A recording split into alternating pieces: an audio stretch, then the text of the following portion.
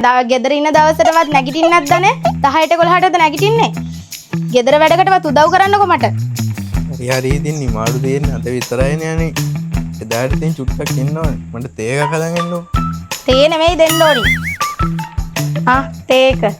ගෙදර ඉන්න දවසටවත් මට උදව්වක් කරනවා මිනිහෝ ඉතුරු දවස් 6ම මම තනියෙන් කරගන්නේ වැඩ ටික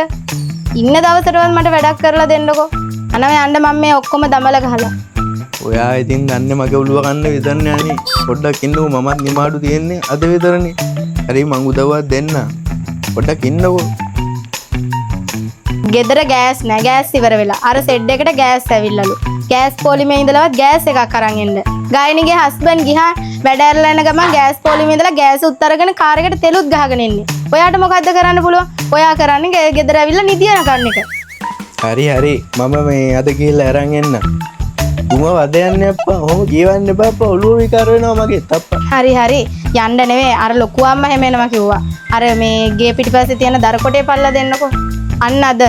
කවුරු හරි කාලකන්ණියෙක් කෝල් එකක් ගන්නවා කවුද මේ කෝල් එකක් ගන්නෙ මේ WhatsApp කෝල් එකක් ගන්නෙ කවුද මේ සඳුනි කියන්නේ මේ කතා කරනවා මේ මන් දන්නේ නැහැ කවුද කියලා දැන් කතා කරන්න ඕනේ දැන් කතා කරන්න බෑ දැන් කතා කරන්න මුසේ යනවාකෝ දර කොටේ පලනවාකෝ මම මේ කවුද කියලා හොයා ගන්න බෙල් වල තමයි දාගන්න